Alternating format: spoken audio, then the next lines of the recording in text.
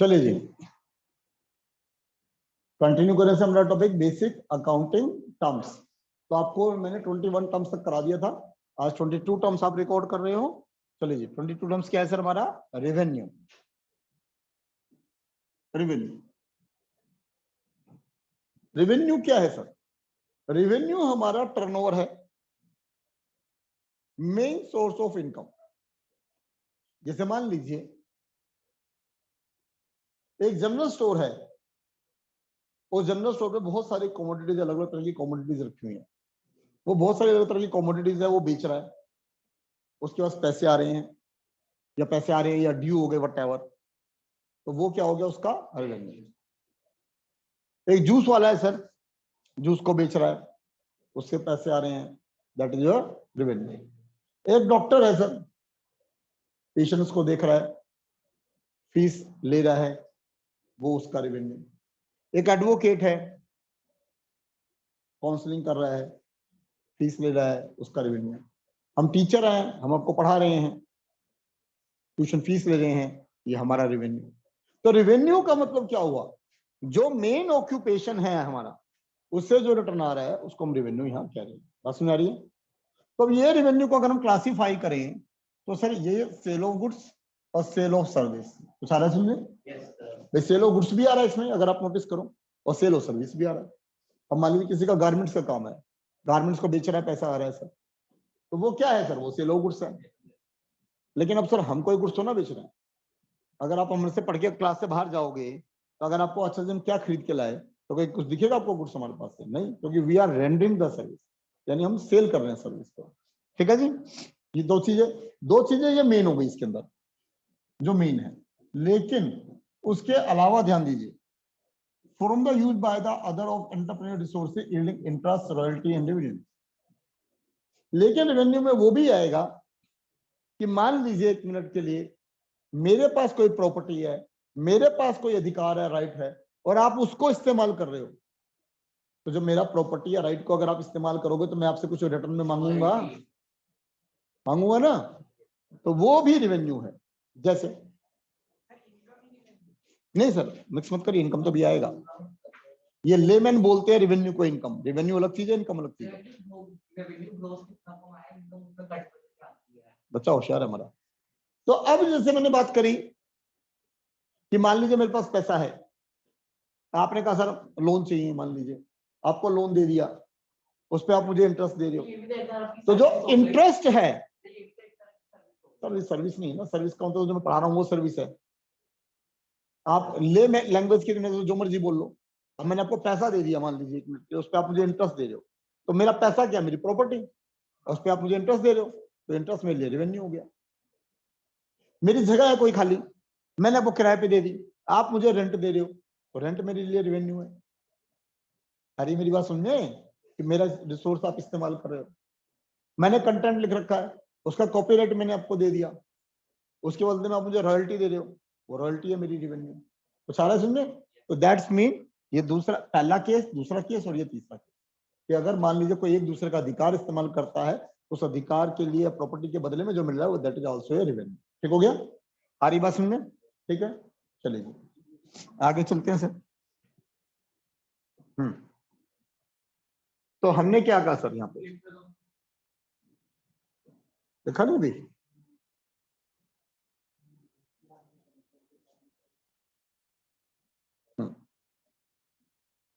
हाँ जी, अब देखिए सर, ये हो गया सर। हाँ जी, अब यहाँ पे इसमें हमने कहा फॉर एग्जाम्पल एक्स सेल कर रहा है गुड्स 40,000 टू मिस्टर बी, तो उसके लिए 40,000 रेवेन्यू हो गया। अगली बात सुनिए, इज दैट क्लियर कि 40,000 उसके लिए क्या हो गया? रेवेन्यू। नहीं सर, नहीं नहीं सर, वो कोई कुछ भी बोल देता है, ले लैंग्वेज में कोई कुछ भी बोल देता है।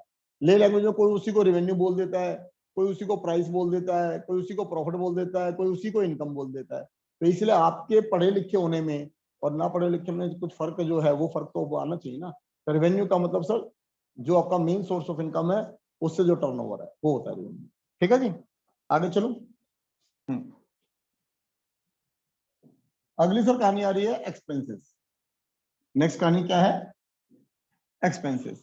एक्सपेंसेस क्या है सर? ये कॉस्ट ऑफ द रिसोर्सेज है जो आपको रेवेन्यू को जनरेट करने के लिए लग रही है। भाई जैसे मान लीजिए 1 मिनट के लिए मैं आपको पढ़ा रहा हूँ, तो सर ये लाइट वगैरह यूज कर रहे हैं, एसी यूज कर रहे हैं, तो सर इलेक्ट्रिसिटी बिल आएगा ना, वो एक्सपेंस है। वो क्या है? एक्सपेंस है। सफाई करने वाली यहाँ लगा रखी है, उसको सैलरी देनी पड़ेगी, एक्सपेंस है। मान लीजिए कोई जगह है किराए पे है, उसका रेंट पे कर रहे हैं, एक्सपेंस है। मान लीजिए कोई लोन ले रखा है, उस पर इंटरेस्ट पे कर रहे हैं, एक्सपेंस है। एडवर्टाइजमेंट कर रहे हैं, उससे पैसे पे कर रहे हैं, एक्सपेंस है।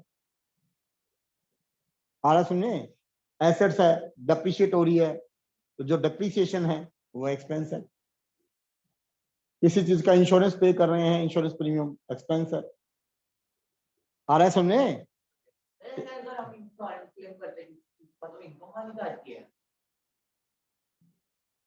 बहुत बाद में आएगा, बहुत बाद। ठीक है जी, चलिए जी। तो ये हो गया सर हमारे एक्सपेंसेस। ठीक, अब हम एक्सपेंसेस की बात करें तो ये बाद में आ जाएगा, वैसे भी नहीं पढ़ा रहा डायरेक्ट एक्सपेंसेस और इनडायरेक्ट एक्सपेंसेस, तो अभी नहीं पढ़ा रहा, जब बहुत बाद में चैप्टर आएगा तो पढ़ाऊंगा डायरेक्ट एक्सपेंस क्या होता है, इनडायरेक्ट एक्सपेंस क्या होता है। ठीक है जी, चलिए आगे चलें। नेक्स्ट है सर प्रॉफिट आपका। नेक्स्ट क्या है? प्रॉफिट। तो सर ये जो प्रॉफिट है आपका, profit that will be revenue minus expense. ये रेवेन्यू में से आप अपने एक्सपेंसेस माइनस कर दीजिए, तो then you will get the profit. जैसे मान लीजिए 1 मिनट के लिए आपने अपने बिजनेस में कहा कि 10 लाख का टोटल रेवेन्यू आपके पास आ रहा है, और आप कह रहे हो जी 7 लाख के आपके खर्चे हो रहे हैं, तो यानी हम कह सकते हैं कि 3 लाख का प्रॉफिट है। तो in short, profit is the excess of revenue over expense. Profit is the excess of revenue over expense. मेरा अब आपसे एक क्वेश्चन सर, आप क्या चाहते हैं? मान लीजिए अगर बहुत कोई 11th में कोई बड़ी फेमस बुक है मार्केट में, और मान लीजिए उसमें कुछ गलत लिखा हुआ है, तो आपको क्या लगता है कि मुझे क्या करना चाहिए? आपको ठीक पढ़ाना चाहिए, गलत पढ़ाना चाहिए?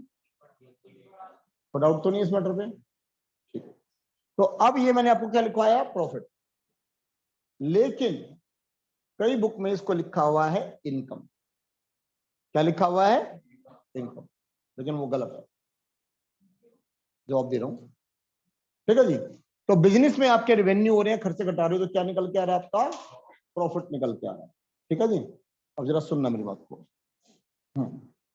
मान लीजिए 1 मिनट के लिए कहीं पे किसी पड़ोस में, रिश्तेदार में, कहीं पे किसी के फंक्शन था, और उसने आपकी फैमिली को इनवाइट किया फंक्शन पे। अब यहाँ पे उत्सव अग्रवाल जी मुंह बना के बैठे हुए हैं, और वो कह रहा है मैं नहीं जा रहा। अब किसी ने पूछा भाई तू क्यों नहीं जा रहा? तो उत्सव अग्रवाल ने कहा कि मेरे को तो इन्वाइट करा नहीं। तो क्या ये आर्गुमेंट एक्सेप्टेबल है? क्यों? अरे भाई, जब फैमिली को इनवाइट कर लिया तो अपने आप इंक्लूड हो गया उसमें। ठीक कह रहा हूं? तो my friend, income is a wider term as compared to profit. Income जो है प्रॉफिट से भी वाइडर टर्म है। यानी जो प्रॉफिट है वो तो इनकम है, लेकिन सर जो इनकम है वो प्रॉफिट हो जरूरी नहीं। है ना कंफ्यूजिंग? है ना कंफ्यूजिंग? अरे एग्जाम्पल। अब जरा ध्यान दीजिए सर, रेवेन्यू में से अपने खर्चे घटा दिया, प्रॉफिट आ गया। चलिए यहां लिखता हूं सर मैं, profit is equal to minus expenses. Profit, तो प्रॉफिट इनकम है, डिनाई नहीं कराना। लेकिन आप मुझे बताइए, अगर मान लीजिए बिजनेस का बैंक में अकाउंट है, और बाय चांस वो बैंक उस अकाउंट पे, बैंक अकाउंट पे इंटरेस्ट दे रहा है, बाय चांस कि बैंक में आपका इतना अमाउंट है, उस पर हम आपको इंटरेस्ट देंगे सर, ठीक है जी। तो बिजनेस को जो इंटरेस्ट मिल रहा है बैंक से, तो क्या वो कह सकता है ये मुझे इंटरेस्ट मिल रहा है, ये मुझे प्रॉफिट हो गया, कह सकता है? इनकम हो गया ना। मैं मना कब कर रहा हूं? मना नहीं कर रहा मैं, रेवेन्यू है वो, लेकिन अब वो इनकम है, but you can't say it's a profit. वो नहीं है, मतलब भाई वो नहीं है। प्रॉफिट का मतलब क्या होता है कि भैया मैंने इतना लगाया था, उससे ज्यादा मिल गया, इसलिए प्रॉफिट है, उसे प्रॉफिट बोलते हैं। कि भाई ये मैंने 10 की खरीदी थी, 12 की बेच दी, 2 का प्रॉफिट है, उसे प्रॉफिट बोलते हैं। बिजनेस के पास जगह है सर, ये मान लीजिए ये बिजनेस का करने का हमारा एरिया है, सामने 50 फुट का मत्था है सर, हमें पता अपने बिजनेस के लिए 50 से 50 फुट की जगह है ये, हमने कहा 50 फुट का मत्था ही नहीं चाहिए, हमें तो फैक्ट्री की तरह काम करना है। हमने क्या करा सर, 10 फुट का मत्था रखा अपने पास, 10 का अपने पास मत्था रखा, और बाकी यहाँ पे सर ये पता चला जी हमने शॉप बना दी सर, 10-10 फुट की 4, और ये 10 फुट की एंट्री हमारे लिए बतेरी थी, यहाँ पीछे हम अपना काम कर रहे हैं सर, और ये सारी दुकान हमने किराए पे दे दी। अब ये दुकानें सर 10-10, 20-20, 30-30 हजार में किराए पर चली गई, मान लो 20-20 हजार भी किराए में चली गई, तो 80 हजार रुपये सर महीने के आ रहे हैं। और अगर आप पूरे पे फैक्ट्री कर रहे हो, आप एंट्री यही रखोगे, बेकार में आप दीवार खींच के और खड़े होगे, या शटर बंद करके रखोगे, फायदा क्या हो? स्मार्ट बनिए ना, आ रहा है समझे? तो अब ये जो इन दुकानों से जो रेंट आ रहा है, आप ये कह सकते हो ये प्रॉफिट हो गया, क्या कहोगे? इनकम हो गई, रेवेन्यू हो गया। पहले कहोगे रेवेन्यू हो गया, अब इसमें खर्चे नहीं है तो इनकम हो गई, कुछ पल्ले पड़ रही है कहानी। तो अगर आप मुझसे बहुत कुछ सीखने के लिए तैयार होगे तो बहुत कुछ सिखा दूंगा, जब बुक्स में गलत होगा वो भी बता दूंगा। समझ आ गई मेरी बात? हाँ जी। किसमें? पैसे फिर स्पेसिफिक। पैसे क्या है, डिविडेंड हो गया, वो खुद खुद की कर रहे हो, पड़े आ रहे, इंटरेस्ट हो गया। अच्छा अब तो ठीक है ना, वो इनकम है ना सर, फिर वो प्रॉफिट नहीं है ना, समझ रहे हो भाई? बात को समझो ना, प्रॉफिट तो तब कहेंगे जब हमारा पैसा इतना लगा, बाद में इतना ज्यादा मिल गया, तो हम कहेंगे प्रॉफिट हो गया। आप रेंट लगा रहे हो तो उसमें प्रॉफिट थोड़ी ना कहोगे, तो कहोगे आप सोर्स ऑफ इनकम है आपकी। आपने किसी को लोन पे दे दिया पैसा, इंटरेस्ट आ रहा है सर, आप कहोगे इनकम है आपकी। कुछ आ रहा है समझे? तो income is a wider term, यानी जिसे आप प्रॉफिट कह रहे हो वो तो इनकम है, लेकिन बहुत सारी इनकम ऐसी हैं जिन्हें आप इनकम ही कह सकते हो, लेकिन प्रॉफिट नहीं कह सकते। तो that's why income is a wider term. ठीक हो गया? आया समझ में? बहुत बढ़िया। इसमें एक्सपेंस का वो जैसे हम कोई गुड्स बेचने का कर रहे हैं, तो जो गुड्स खरीदने की इनिशियल कॉस्ट है उसको भी एक्सपेंस बिल्कुल आएगा सर, बिल्कुल आएगा सर।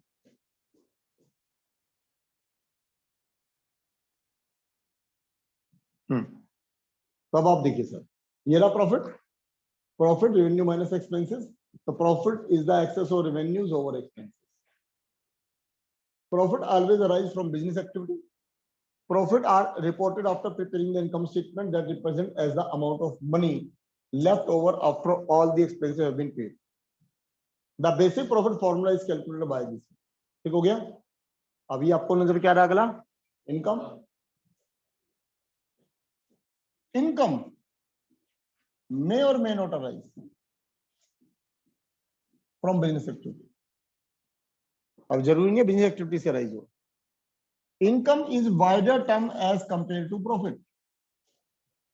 प्रॉफिट तो अगर सैलरीड एम्प्लॉय है उसके प्रॉफिट तो चाहिए। सर बिजनेस के अकाउंट बना रहे हो, अगर कोई सैलरी पर्सन है उसको कहां से आ गई खानी? ठीक। तो income of business activity known as a profit, but it not necessary that all incomes are profit. जितने भी इनकम्स है प्रॉफिट नहीं हो सकती। जब फॉर एग्जांपल रेंट है, कमीशन है, इंटरेस्ट आर रिसीव्ड और receivable are income but not profit.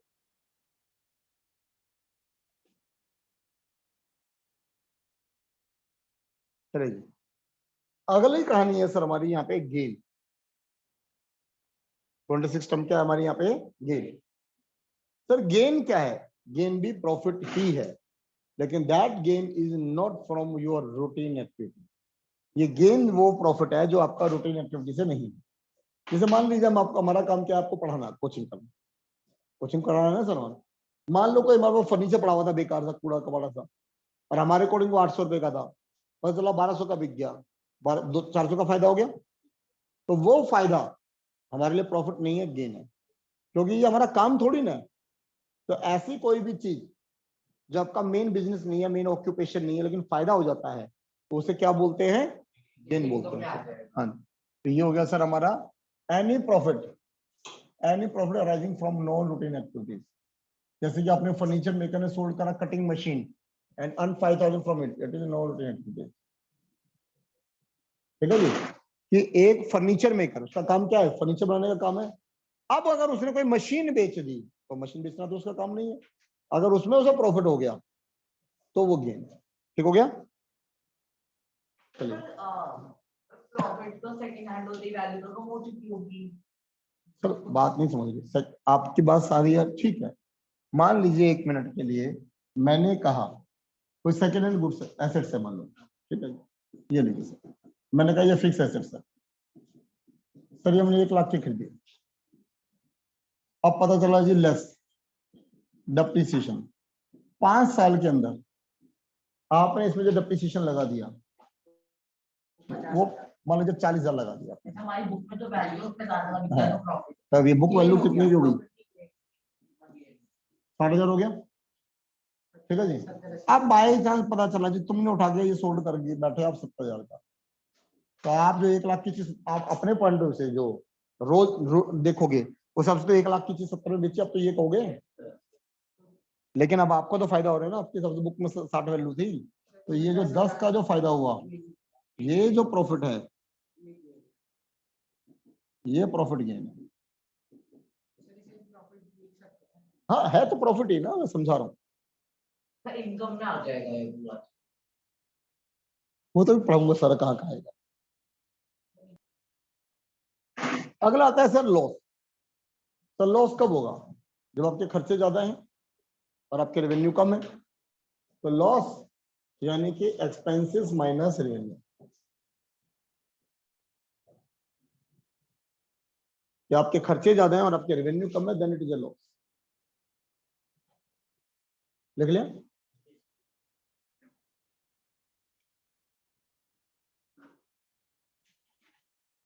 चलिए आगे चलो। जो तुम्हारे खर्चे और रेवेन्यू ज्यादा हो, हाँ तभी तो नुकसान खाओगे। अगला जी, outstanding expenses. Sir outstanding expenses क्या है, जो एक्सपेंसेस ड्यू हो गए हैं अभी पे करने के लिए, लेकिन अभी तक हमने उनको पे नहीं करा है। Expenses due but not yet paid, सुनिए आ रही मेरी बात, इसे क्या बोलते हैं, आउटस्टैंडिंग एक्सपेंसेस। ठीक है जी, यहाँ पे आउटस्टैंडिंग का मतलब ये आता है उसमें,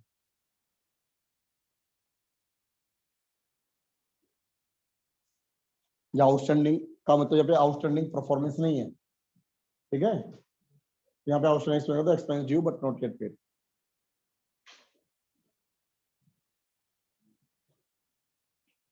ठीक है जी, तो ये वो खर्चे हैं जो आप इनकर्ड कर चुके हो, कंज्यूम कर चुके हो अकाउंटिंग पीरियड में, बट स्टिल अभी तक आपने पे नहीं करे हैं, नॉट पे।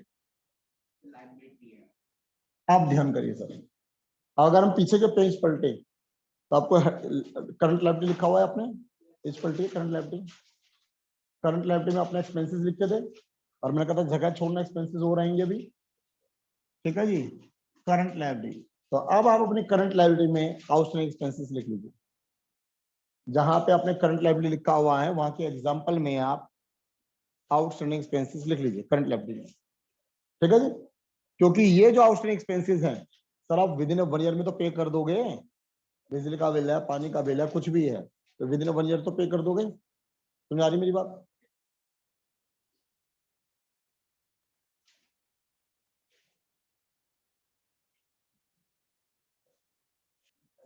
अब देखिए एग्जांपल, अगर हम कहते हैं आउटस्टैंडिंग रेंट, इसका मतलब रेंट ड्यू है लेकिन पे नहीं करा।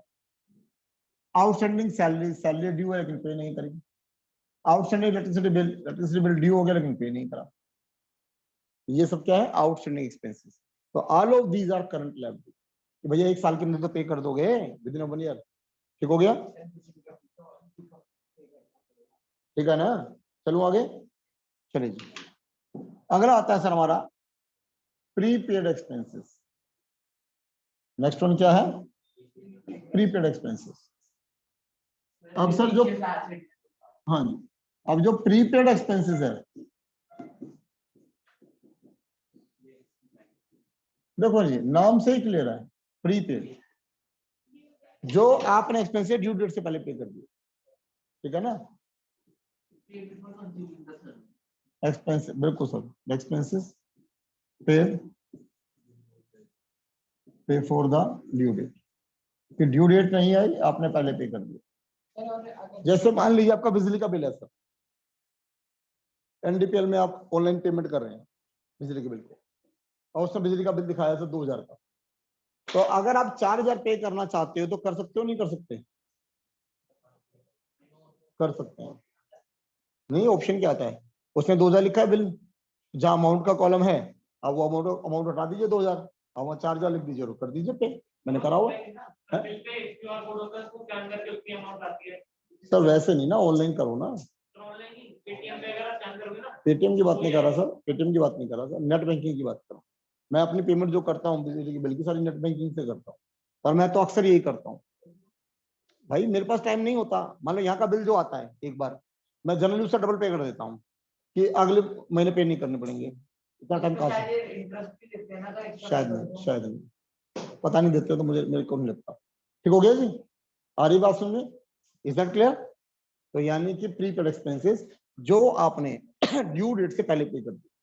मान लीजिए आपके यहाँ कोई वर्कर काम कर रहा है, चलो बाबूजी मुझे दिक्कत है, या ये है वो है, आपने उसको वेजेस पहले पे कर दी।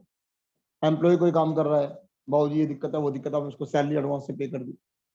जनरली हम इंश्योरेंस प्रीमियम, गाड़ी का किसी चीज का इंश्योरेंस, वो जनरली पहले ही पे कर रहे होते हैं हम। नहीं सर, तो सर बात नहीं समझ रहे, ये जो आप कह रहे हो ना, वो 50 ऐसे जनरली लॉन्ग टर्म के लिए होती है, और ये तो है क्या, अगले 1 साल के अंदर खत्म हो जाएगी। ठीक हो गया ना, तो that is the prepaid expenses.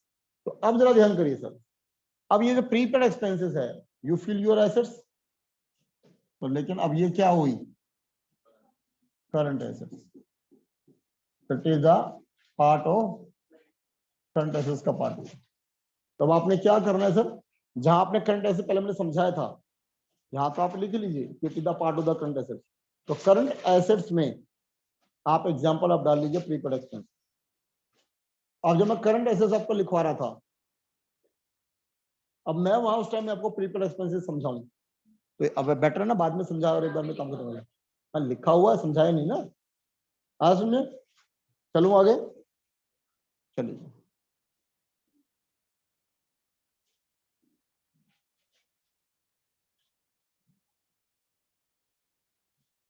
अगला सर,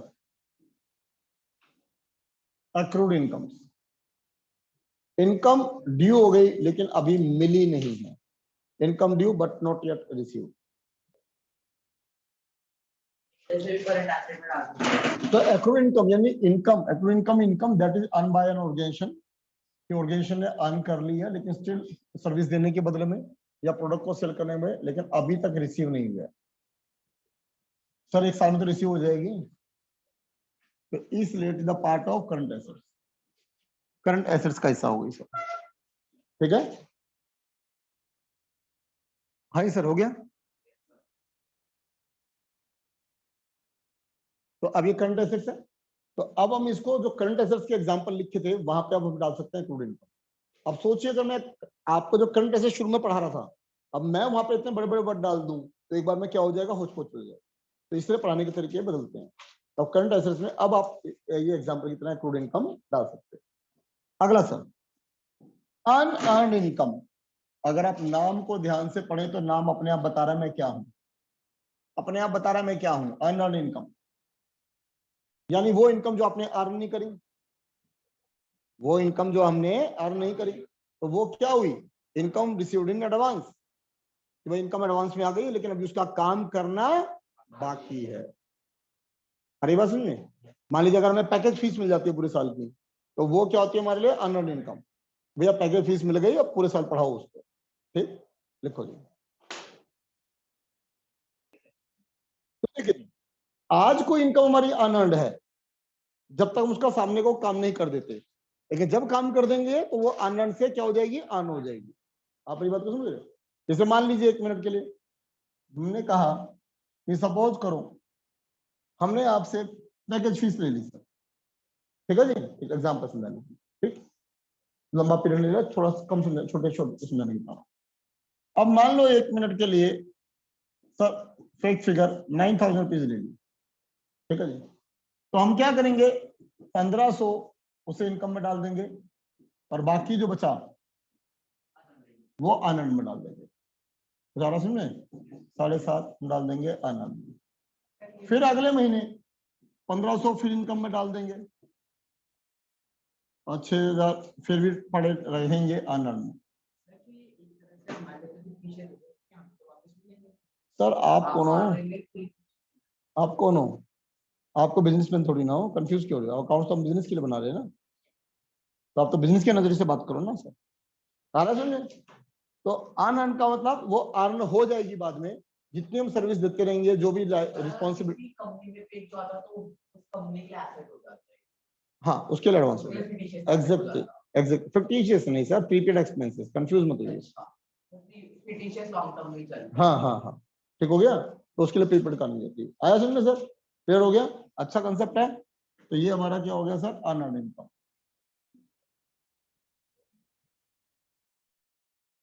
ठीक है जी। अब अगली कहानी है सर डिस्काउंट। अगली कहानी क्या है, डिस्काउंट।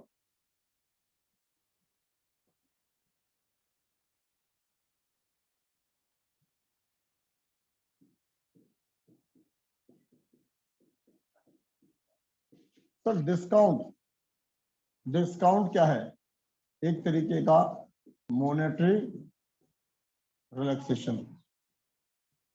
डिस्काउंट क्या है, एक तरीके का रिलैक्सेशन, मॉनेटरी रिलैक्सेशन, कि भाई इतने नहीं इतने दे दियो, इस तरह का रिलैक्सेशन है सर। ठीक है जी, चार्ज लेसर अमाउंट,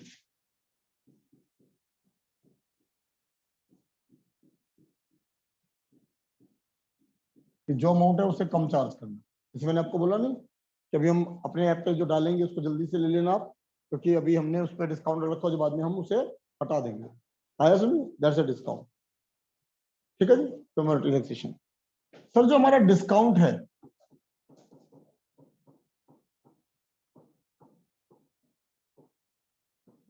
वो 2 तरीके का है सर। बहुत बढ़िया, क्या बात। ट्रेड डिस्काउंट और कैश डिस्काउंट।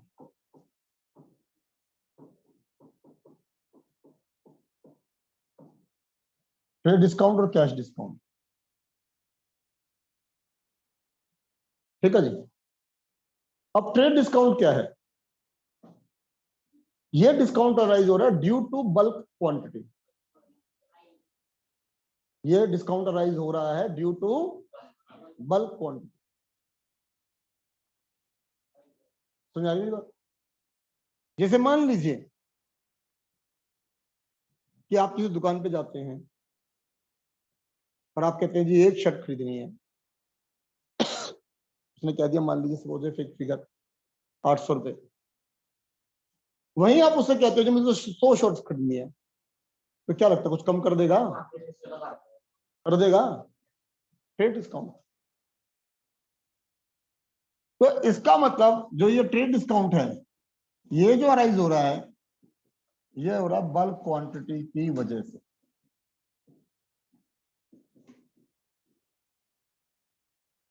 ये जो क्वांटिटी है वो बहुत ज्यादा है, जिसकी वजह से ये डिस्काउंट अराइज हो रहा है, बल्क क्वांटिटी। ठीक हो गया? जो by one get one free होता है, हाँ हाँ हाँ वो हाँ भी डिस्काउंट होता है। हाँ बिल्कुल बिल्कुल, वो यही है, यही है सर। वो अपने स्टॉक को कम कर दो। वो यही है जो आप कह रहे हो कि जी आप 4-5 खरीदिए 1 फ्री, 2 खरीदिए 2 फ्री, वो यही है सर, बल्क क्वांटिटी है। राइट, वो ट्रेड डिस्काउंट है। ठीक हो गया जी। एक होता है कैश डिस्काउंट। जैसे हम जब बिजनेस में डील करते हैं तो हमारे पास कोई सप्लायर भी आता है सामान लेने के लिए, बाबूजी अपनी दुकान पे रख लो हमारा सामान, जब बिक जाए तो तो अब अगर मान लीजिए हम, यानी हम कहता बिजनेस, बिजनेस किसी कंपनी से सामान खरीद रहा है और आगे बेच रहा है, तो बड़ा दुकानदार क्या होता है, वो कंपनी से उठाता है इकट्ठा माल लॉट में, और उसको कम की कीमत में मिल जाता है। आप मेरी बात को समझिए, आप इस बात को कुछ इस प्रकार से समझिए सर। मान लीजिए एक ये बिजनेसमैन है राम,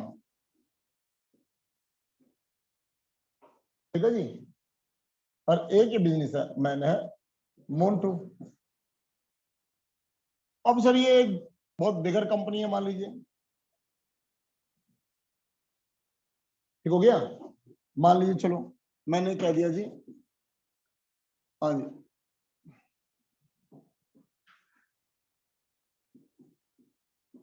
अल्ट्राटेक सीमेंट बहुत बड़ी कंपनी हो गई, ये भी बेच रहा है वो भी बेच रहा है, अल्ट्राटेक सीमेंट। अब इसके पास सर बहुत ह्यूज गोडाउन है, इसके पास थोड़ा सा कम छोटा गोडाउन है, ये फाइनेंशियली बहुत स्ट्रॉन्ग है एज कम्पेयर टू इसके। अब पता चल रहा है कि ये इससे कट्टे मंगाता है 10 20 50 ऐसे, इसने कहा भेजो जी 1000 कट्टे, 1000 बैग भेजिए जी। तो अब देखिए डिफरेंस क्या पड़ जाता है कि मान लीजिए अब ये जो मांग रहा है ये 15 क्वांटिटी मांग रहा है, ये जो मांग रहा है सर ये 1000 क्वांटिटी मांग रहा है। अब पता चला जी कंपनी इसको जो लगा रही है सर वो 375 का रेट लगा रही है, और ये 1000 की वजह से पता चल रहा है कि ये इसको 300 का रेट लगा रही है। पॉसिबल है सर?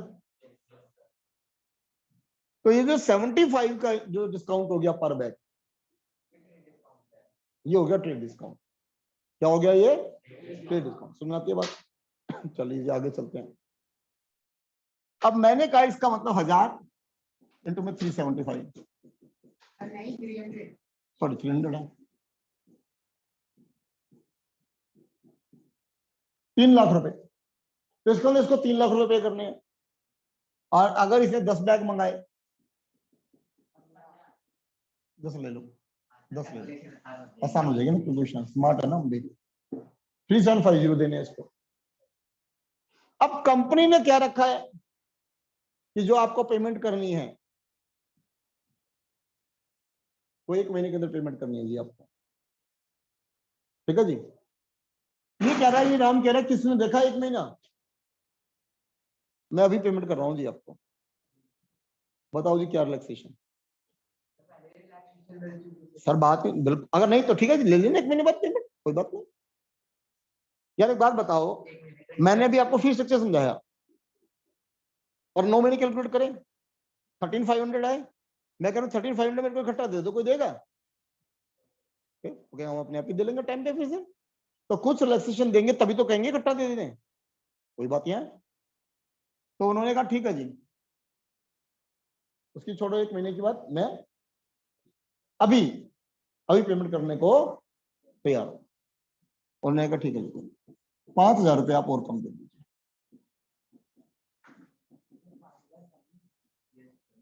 हैं?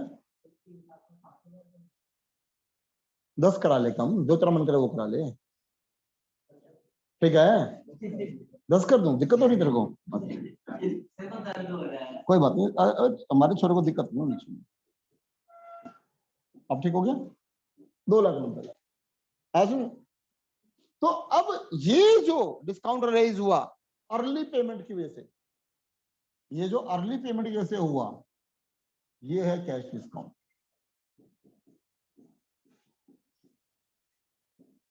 अर्ली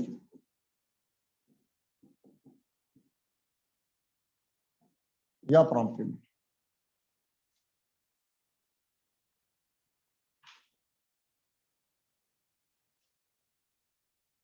अब ये समझ आती है कहानी? अब जरा ध्यान करिए जी, कैलकुलेट दोनों फिगर होंगी, कैलकुलेट दोनों फिगर होंगी, बट ये note show in the books.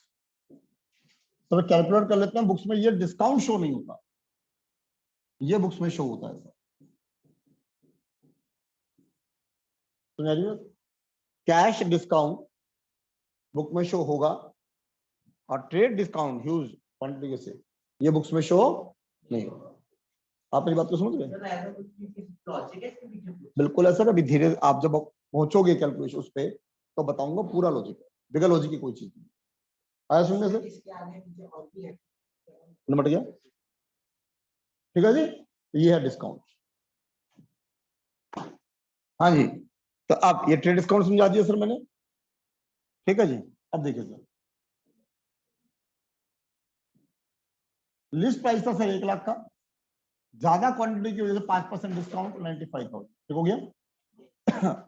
अब ये जो 95,000 था, ये 95,000, अब पेमेंट इमीडिएटली दे दी 1900, तो सर ये हो गया क्या डिस्काउंट? सर 2% भी कौन एक महीने का कैपिटल कम करेगा? है सर एक महीने का कैपिटल 2% डिस्काउंट के लिए कौन कम करेगा? एक महीने का कोई पैसा अपनी जेब में नहीं डाल। नहीं, आप कह रहे हो 2% कम है, ये कह रहे हो ज्यादा है? क्या बात कर रहे हो सर, क्या बात कर रहे हैं? 2% कम है एक महीने का? 2% का मतलब साल का 24% हो गया सर। कौन सा बैंक 24% ब्याज दे रहा है आज? कहां से कम हो गया? कहां से कम हो गया 2%? ठीक हो गया, चलिए जी। आया, समझ में आया? कोई डाउट कंफ्यूजन? ये जितना भी हम पढ़ रहे हैं ये सारा आगे काम आने वाला है, 11th में ही नहीं, 12th बीकॉम सीए सब जगह काम आएगा।